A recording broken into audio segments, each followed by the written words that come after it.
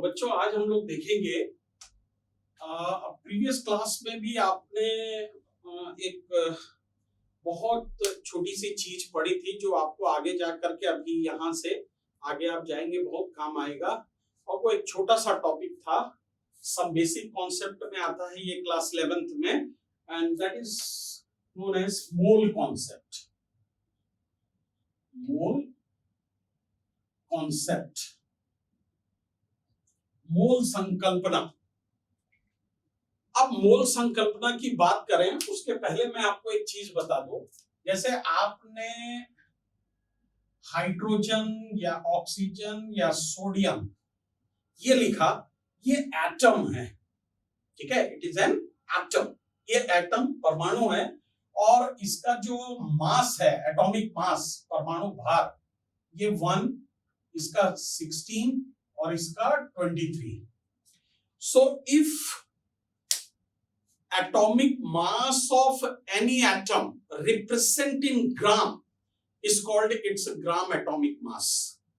ठीक है, अगर आप किसी भी एटम के एटॉमिक मास को, ये 1 ग्राम हो गया, ग्राम में रिप्रेजेंट कर रहा है, ये 16 ग्राम, ये 23 ग्राम, तो अगर ग्राम में रिप्रेजेंट कर रहे हैं तो इसको हम लोग बोलते हैं ग्राम एटॉमिक मास। अगर आप किसी के परमाणु भार को ग्राम में दर्शा रहे हैं तो वो ग्राम परमाणु भार हो जाएगा। और सेम वैसे ही जैसे आपने ये लिखा H2O, ये मॉलिक्यूल्स है और इसमें जितने भी एटम हैं, ऑल द एटम, ठीक है, जितने भी एटम हैं सबके एटॉमिक मास को आप प्लस कर दीजिए, so it will be equal to its molecular mass. वो सारे के सारे जितने भी तत्व हैं, जितने भी एलिमेंट हैं, उनके एटॉमिक मास को आप प्लस कर दीजिए तो वो मॉलिक्यूलर मास, आणविक द्रव्यमान या आणविक भार में बदल जाता है।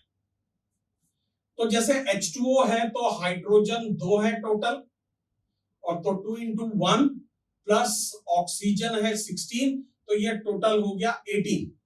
तो इसका मॉलिक्यूलर मास कितना हुआ? 18।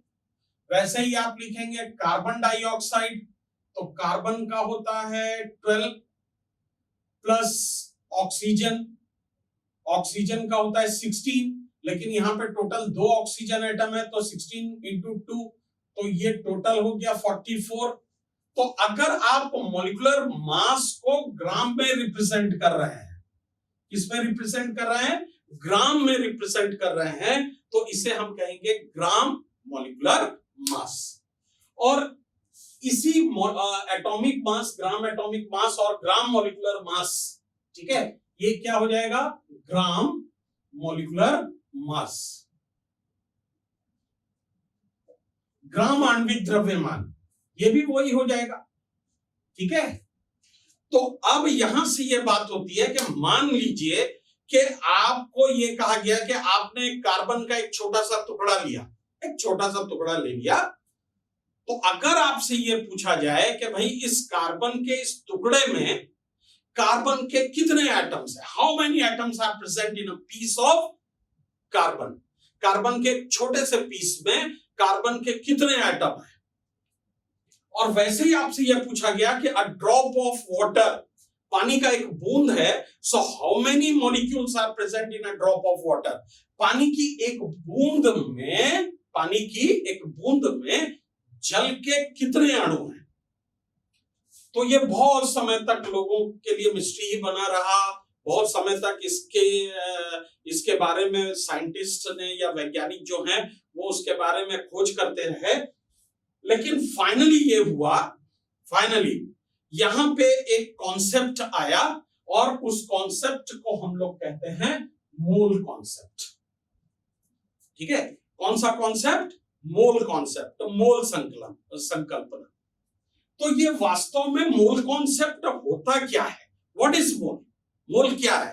तो अगर आप उसको डिफाइन करेंगे, ठीक है, अगर आप उसको डिफाइन करेंगे तो आप बोलेंगे number of atom present in 12 gram of carbon 12। ये स्टैंडर्ड लिया गया। कार्बन को ये स्टैंडर्ड क्यों लिया गया? Because most of the compound is prepared from carbon. ज्यादातर आप कंपाउंड को देखेंगे तो उसमें क्या होते हैं, कार्बन होते हैं। ठीक है, तो कार्बन को स्टैंडर्ड लिया गया कि C12, ये जो कार्बन है, ठीक है, ये कार्बन C12, ये इसका एटॉमिक मास है। तो कार्बन 12 के 12 ग्राम में जितने भी एटम्स होंगे, ठीक है, जितने भी एटम्स होंगे उसी को हमने क्या कहा, मोल कहा। So number of atom present in 12 gram of carbon 12 is called its atomic is called its mole। उसको आप क्या कहेंगे, उसका मोल कहेंगे, which is equal to 1। वो 1 मोल के बराबर हो जाएगा। ठीक है, तो अब यहां पे अब मान लो कि यहां पे ऑक्सीजन होगा। अब ऑक्सीजन से कंपेयर कीजिए, तो ऑक्सीजन का एटॉमिक मास कितना होता है, आपको बताया मैंने 16। तो नंबर ऑफ एटम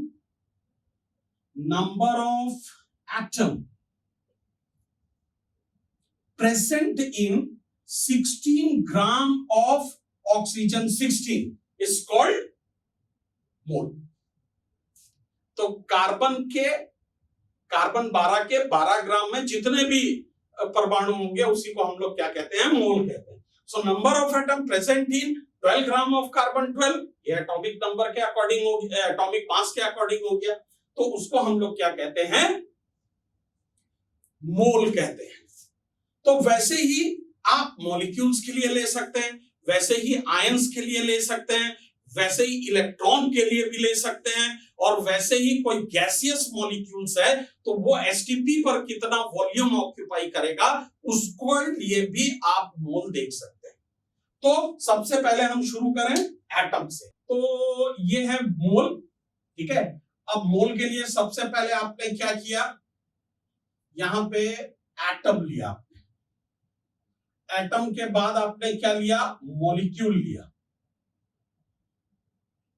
मॉलिक्यूल के बाद आप कोई कंपाउंड भी ले सकते हैं, ठीक है, कंपाउंड, और number of mole for gas at STP. STP पर गैस के लिए भी आप मोल को बता सकते हैं। कैसे बताएंगे, सबसे पहले आपने शुरू किया कार्बन। तो मैंने क्या कहा था कि कार्बन 12 के 12 ग्राम जो होगा वो 1 मोल के बराबर होगा। 12 gram of carbon 12 is equal to 1 mole. तो जो भी एटॉमिक मास है, जो भी एटॉमिक मास होगा उसको अगर आप ग्राम में रिप्रेजेंट कर रहे हैं तो उतना ग्राम जो होगा वो किसके बराबर होगा, 1 मोल के बराबर होगा, ठीक है। अब यहां पे कार्बन है तो कार्बन का 12, तो हाइड्रोजन का कितना हुआ 1, तो ये 1 ग्राम के बराबर होगा। 1 gram of hydrogen equal to 1 mole, 1 gram hydrogen equal to 1 mole. अब आपने ऑक्सीजन ले लिया तो ऑक्सीजन का होता है 16, तो 16 gram equal to 1 mole. 16 gram of oxygen 16 is equal to 1 mole. यहीं पे आपने सोडियम ले लिया तो सोडियम का 23 होता है, तो 23 gram of sodium 23 equal to 1 mole. तो कोई भी एटम लीजिए, उसका जो भी एटॉमिक मास होगा आप उसको ग्राम में रिप्रेजेंट कीजिए, और जब ग्राम में आप रिप्रेजेंट करेंगे तो वो इक्वल टू क्या हो जाएगा, 1 मोल के इक्वल हो जाएगा। अब मॉलिक्यूल्स की बात करें तो ये H2O, अभी आपने निकाला था कि H2O का 1:2 हाइड्रोजन के लिए प्लस 16 ऑक्सीजन, तो सारे एटॉमिक मास को प्लस कर दीजिए, तो ये 18 हो गया इसका मॉलिक्यूलर मास। तो अगर आप इसको ग्राम में represent, if it is represent in gram it's called gram molecular mass. So 18 gram of H2O, H2O का जो 18 ग्राम होगा विच इज इक्वल टू 1 मोल।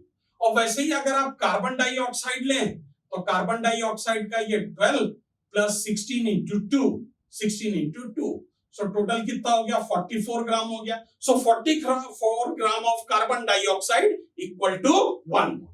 तो 44 ग्राम जो कार्बन डाइऑक्साइड है वो 1 मोल के बराबर होगा।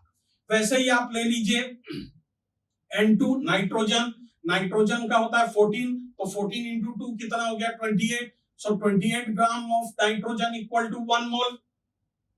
वहीं पे आप सिर्फ H2 ले लीजिए तो 1 इंटू 2, तो 2 gram of H2 equal to 1 mole. तो ये मॉलिक्यूल्स के लिए होगा। तो मॉलिक्यूल्स के लिए उसका जो मॉलिक्यूलर मास है, मॉलिक्यूलर मास अगर आप उसको ग्राम में रिप्रेजेंट कर रहे हैं तो वो इक्वल टू क्या हो जाएगा 1 मोल हो जाएगा। ठीक है, वैसे आप किसी कंपाउंड की बात कर लीजिए। कंपाउंड की बात किया तो जैसे कैल्शियम कार्बोनेट है, कैल्शियम कार्बोनेट NaCl, ये सब कंपाउंड है। अब कंपाउंड हमने इसलिए कहा कि अब यहां पे ये जो कंपाउंड है, आप इसके लिए जो मास कैलकुलेट करेंगे आप उसको मॉलिक्यूलर मास नहीं कहेंगे, मॉलिक्यूलर मास नहीं कहेंगे। क्यों नहीं कहेंगे? क्योंकि जब आप इसको वाटर में डिसॉल्व करोगे तो अगर ये आयंस में स्प्लिट हो जाए, those substance which is split into its ion in its aqueous solution, that means we will represent its mass in formula mass। ठीक है, अगर मान लीजिए कि कोई भी कंपाउंड है, आप उसको वाटर में या किसी भी सॉल्वेंट पे, आप रिस्पेक्टिव सॉल्वेंट पे डिसॉल्व कर रहे हैं और अगर वो अपने आयंस में स्प्लिट हो रहा है तो आप वहां पर ध्यान में रखना कि आप वहां पे मॉलिक्यूलर मास नहीं कहेंगे, उसका जो भी मास कैलकुलेट करेंगे आप वहां पे उसको कहेंगे फॉर्मूला मास, सूत्र द्रव्यमान। ठीक है, उसको आप क्या कहेंगे? सूत्र द्रव्यमान। तो वहां पे आप उसको क्या कहेंगे? सूत्र द्रव्यमान। तो अब यहां पर आप देखिए, ये है कैल्शियम कार्बोनेट और ये है NaCl, या आप यहां पर KNO3 भी ले सकते हैं, पोटेशियम नाइट्रेट भी ले सकते हैं। तो ये जो कैल्शियम कार्बोनेट है, ध्यान में रखना, ये जो कैल्शियम कार्बोनेट है, कैल्शियम का होता है 40, निकालेंगे वैसे ही जैसे आप मॉलिक्यूलर मास कैलकुलेट करते हैं, वैसे ही same as calculate the formula mass, वैसे ही आप उसके फॉर्मूला मास को भी क्या करेंगे? कैलकुलेट करेंगे। तो कैल्शियम का कितना होता है 40, कार्बन का हो गया 12, 12 और ऑक्सीजन का 16 इंटू 3। ठीक है, तो ये टोटल कितना हो गया 48, 50, 60 और ये 100। तो ये 100 ग्राम जो है ये उसका फॉर्मूला मास है। तो 100 ग्राम फॉर्मूला मास जो होगा वो इक्वल टू किसके होगा? 1 मोल के इक्वल होगा। और यहां पे अगर हम NaCl की बात कर रहे हैं तो सोडियम का होता है 23 और Cl का होता है 35.5। अब इन दोनों को प्लस किया तो ये 58.5, तो इसको ग्राम में रिप्रेजेंट कर दिया तो ये इसका ग्राम फॉर्मूला मास हो गया। And that gram formula mass is equal to 1 mole of NaCl। तो NaCl का ये जो फॉर्मूला मास है उसको ग्राम में रिप्रेजेंट कर दिया तो वो ग्राम फॉर्मूला मास हो गया, and which is equal to 1 mole, वो 1 मोल के क्या होगा? बराबर होगा।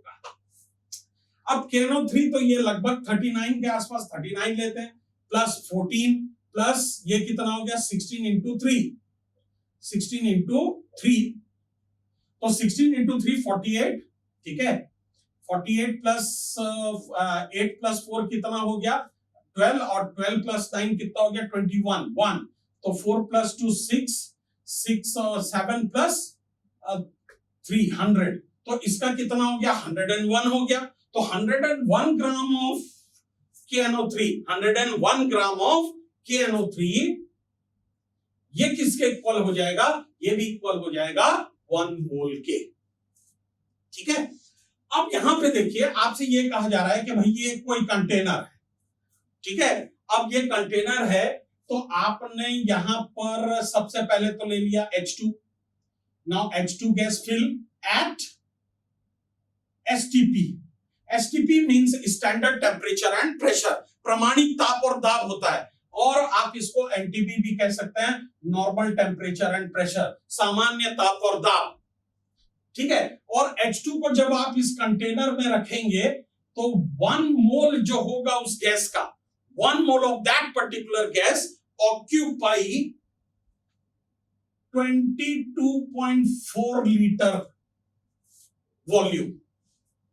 तो अगर आप यहां पे H2 ले रहे हैं तो H2 का जो 1 मोल है इस गैस का, H2 गैस का, वो इस कंटेनर में टोटल वॉल्यूम कितना ऑक्यूपाई करेगा? 22.4, and that 22.4 liter gas occupied by any gas which is equal to 1 mole, और वो किसके इक्वल हो जाएगा? 1 मोल के इक्वल हो जाएगा। कोई भी गैस ले रहा है, आप मान लीजिए आपने यहाँ पर O2 ले लिया, तो O2 का भी क्या होगा?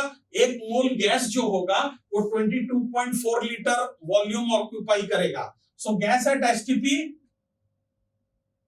Volume occupied,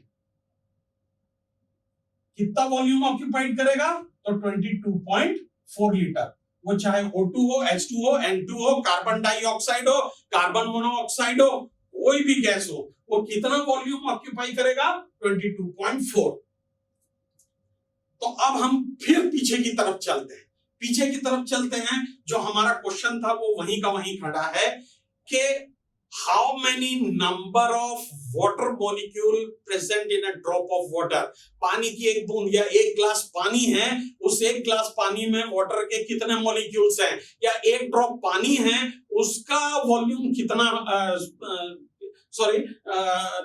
number of molecules कितने होंगे। ठीक है, तो यहां पर अब आप ध्यान में रखना, कोई भी एटम, यहां से शुरू करते हैं, कोई भी एटम है और उस एटम का जो 1 मोल है उसके किसके बराबर होगा? एटॉमिक मास के बराबर होगा, जिसको आपने ग्राम में रिप्रेजेंट किया है। तो उस ग्राम में जो टोटल नंबर ऑफ पार्टिकल होगा, टोटल नंबर ऑफ पार्टिकल वो होगा 6.02 into 10⁻23 पार्टिकल। अब पार्टिकल का मतलब क्या? पार्टिकल का मतलब ये भी हो सकता है कि वो एटम हो, मॉलिक्यूल्स हो, आयंस हो, कुछ भी हो, उसमें टोटल पार्टिकल कितने होंगे? 6.02 into 10⁻23 पार्टिकल। तो अगर मैं बात करूं, और इसको हम लोग कहते हैं एवोगैड्रो नंबर। एवोगैड्रो नंबर, इस नंबर को हम क्या कहते हैं? एवोगैड्रो ने बताया था इसको, इसलिए हम इसको क्या कहते हैं? एवोगैड्रो नंबर बोलते हैं। तो ये जो एवोगैड्रो नंबर है वो कितना है? 6.02 into 10⁻23। तो अगर मैं बात करूं कि कार्बन के लिए, तो कार्बन का 12 ग्राम जो होगा वो 1 मोल के बराबर होगा, and the 12 gram of carbon contain 6.02 into 10⁻23 atoms of carbon. तो 12 ग्राम में कितने होंगे? इतने 6.02 × 10⁻23 कार्बन के एटम।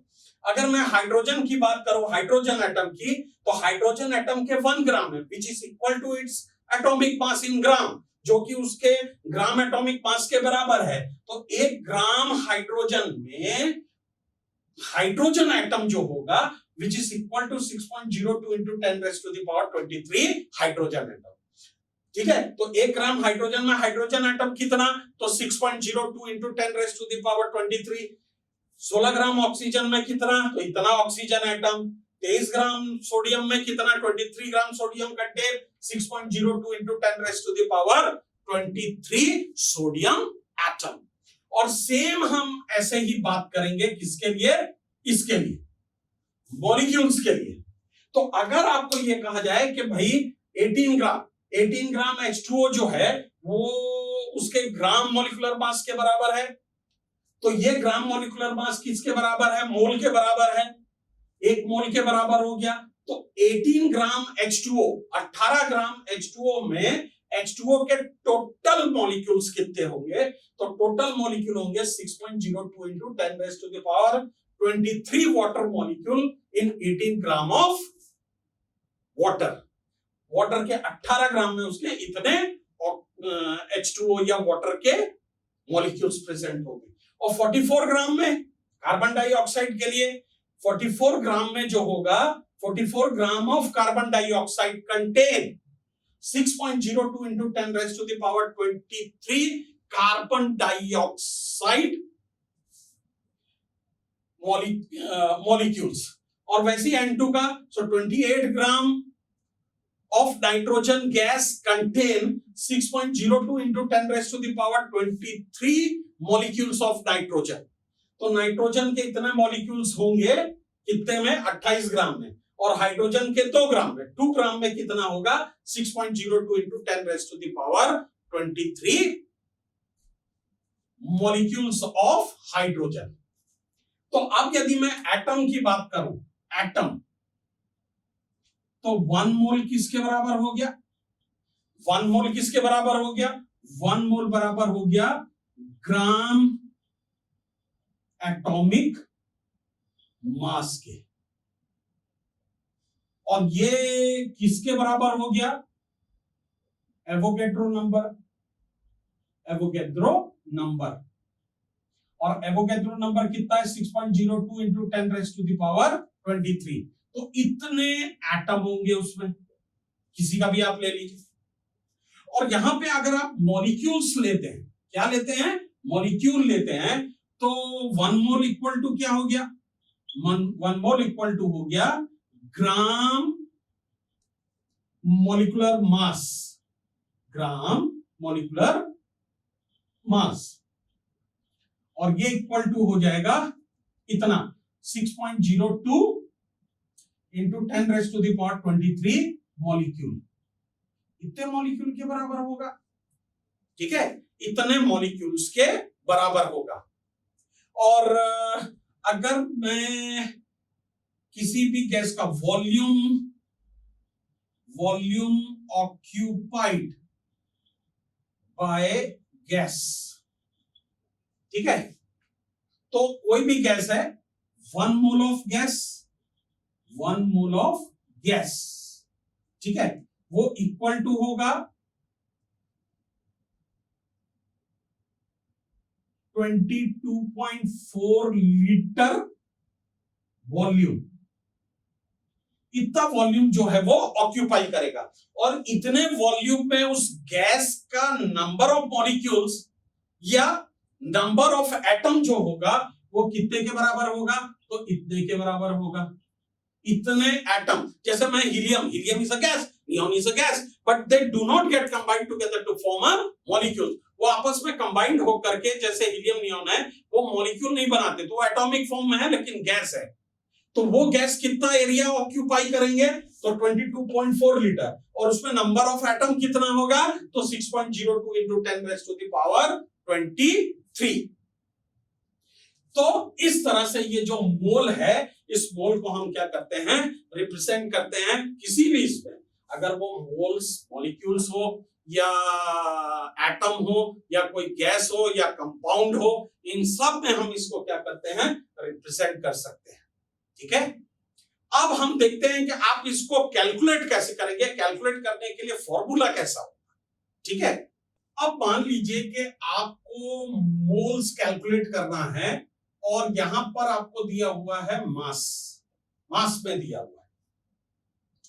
और किसके लिए दिया हुआ है? तो एटम्स के लिए दिया हुआ है। तो यहां पर number of mole equal to होगा given mass upon its actual atomic mass. इस तरह से निकालेंगे आप। मास एटम के लिए दिया है तो नंबर ऑफ मोल्स कैसे कैलकुलेट करेंगे? Given mass upon atomic mass, given mass upon atomic mass, ठीक है। और अगर यही मास जो है वो आपको मॉलिक्यूल्स के लिए दिया हुआ है ना, मॉलिक्यूल के लिए मास दिया हुआ है, तो number of mole equal to क्या हो जाएगा? गिवन मास, जो भी मास दिया हुआ है मॉलिक्यूल का, अपॉन इट्स मॉलिक्यूलर मास, वो उसके मॉलिक्यूलर मास के बराबर होगा, ठीक है। अब आपको नंबर ऑफ पार्टिकल दिया हुआ है, नंबर ऑफ पार्टिकल इसमें दिया है और आपको मोल कैलकुलेट करना है, ठीक है। और ये नंबर ऑफ पार्टिकल मान लीजिए एटम के लिए है। किसके लिए है? एटम के लिए। तो मोल इक्वल टू क्या हो जाएगा? Number of mole equal to given number of particle, given number of particle upon, given number of particle upon Avogadro number, ठीक है, एवोगैड्रो नंबर इसके बराबर हो गया। और यही नंबर ऑफ पार्टिकल जो है, नंबर ऑफ पार्टिकल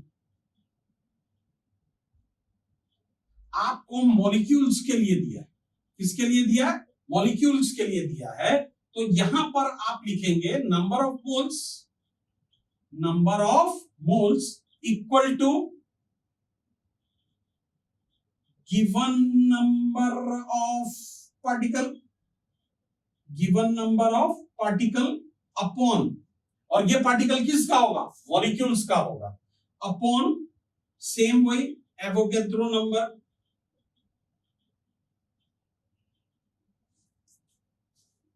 और अगर आपको दिया है वॉल्यूम ऑक्यूपाइड, वॉल्यूम ऑक्यूपाइड, अगर वो कितना वॉल्यूम ऑक्यूपाइड कर रहा है ये पता करना है, तो number of moles equal to क्या हो जाएगा?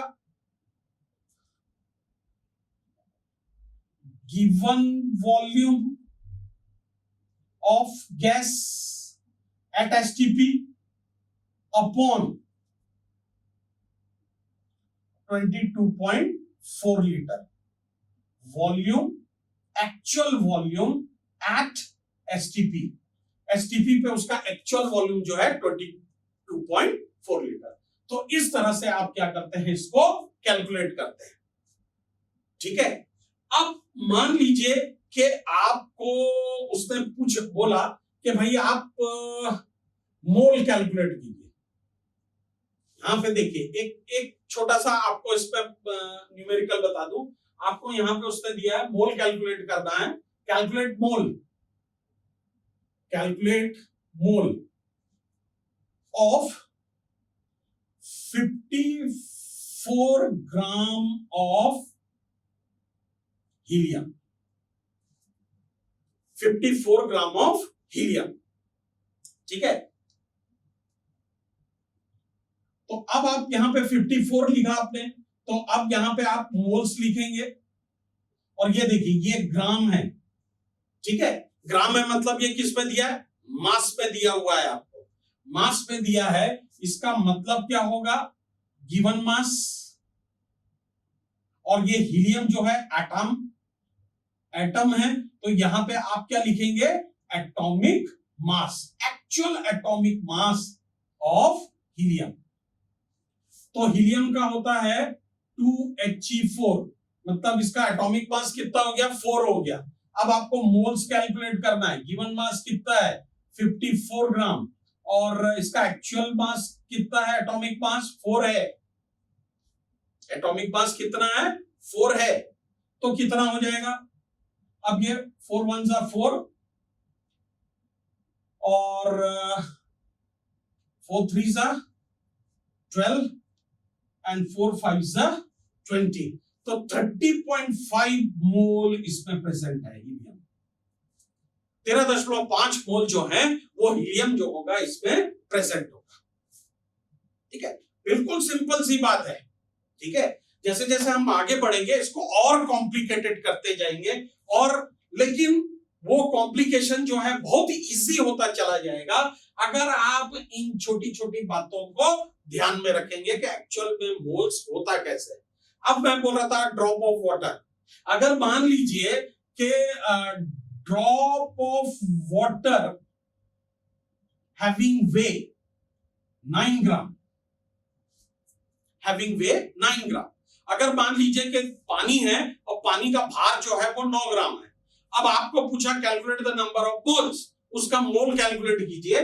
तो यहां पे वाटर जो है उसका फॉर्मूला H2O है भाई, और मोल इक्वल टू क्या हो जाएगा?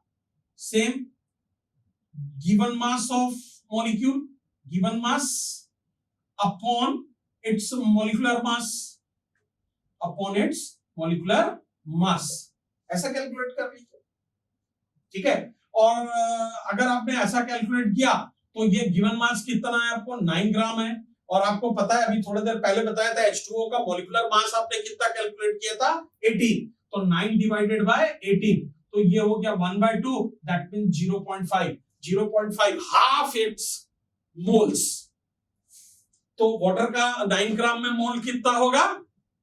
इतना। और इस हाफ में नंबर ऑफ मॉलिक्यूल्स कितने होंगे, नंबर ऑफ पार्टिकल कितने होंगे? ठीक है, तो अब आप इसको इस तरह से कि आपको मोल दिया हुआ है, मोल दिया है, ठीक है, ये मोल दिया है और नंबर ऑफ पार्टिकल आपको फाइंड आउट करना है। तो ये मोल कितना आ गया, यहां पे मान लीजिए 0.5, और इस 0.5 को इस एवोगैड्रो नंबर 6.02 into 10⁻23 से मल्टीप्लाई कर दीजिए, तो उसमें नंबर ऑफ पार्टिकल आ जाएगा। ठीक है, क्या आ जाएगा? नंबर ऑफ पार्टिकल आ जाएगा कि कितना पार्टिकल है। ठीक है, तो इस तरह से बच्चों ये बहुत छोटा सा आपके लिए है, और जैसे जैसे हम आगे बढ़ते चले जाएंगे तो ये थोड़ा सा और कॉम्प्लिकेटेड होगा, और उस कॉम्प्लिकेटेड को आप बहुत इजी तरह से सॉल्व कर सकते हैं अगर आप ये बेसिक बातें जो मैंने बताई आपको, अगर वो बेसिक बात आपको ध्यान में होगा तो इसको बनाने में किसी भी तरह की दिक्कत नहीं आएगी। ये बात आप ध्यान में रखिए। Okay, thank you.